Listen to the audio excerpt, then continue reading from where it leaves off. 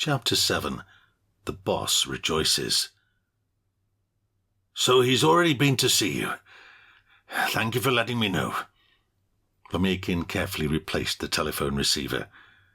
The 4th Anti-Cancer Conference has just finished in Moscow, he read, trying to concentrate on the article again.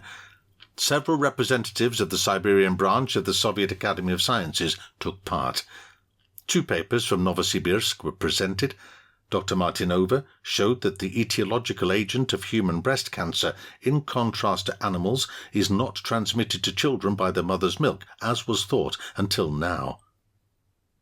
He must know now that one referee has refused to take part and the other hasn't submitted a review, thought Pomyekin, removing his white cap and laying it beside him. He cracked his finger joints and stretched out his legs in enjoyment. He liked this new, spacious office on the 3rd floor. It was quiet and peaceful, and the smell of pine needles drifted in through the window. The hospital complex was located right in the middle of a pine forest.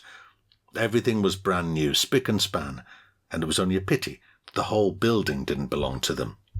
Yes, he wouldn't like to be in Buteyko's shoes at the moment. Having one referee decline to take part and another fail to submit a review would depress anyone.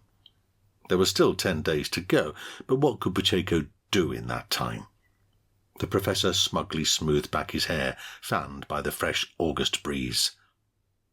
It had been easy to sort things out with the first referee, Sharadov. Pomyekin had only needed to hint at the doctor's supposed lack of mental stability, and that was enough. The academician wasn't one to take a risk. Things had been far harder with the second referee, Parin, a world-famous physiologist. There was no pulling the wool over his eyes. He had served a term in prison under Stalin, but clearly it hadn't taught him much. He believed in standing by his word. Pomyekin remembered Parin's blank comprehension when the professor had asked him not to submit a review of Buteyko's work. In the end, Pomyekin pretended that the doctor had decided to postpone his defence. Parin had given him such a look. The professor shuddered at the memory.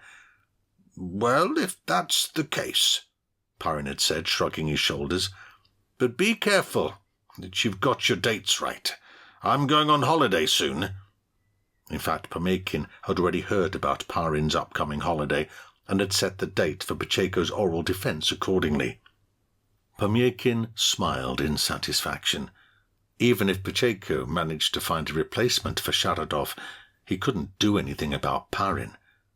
That would mean bothering a world-famous academician, and of course Buteyko didn't know the reasons for Parin's failure to submit a review.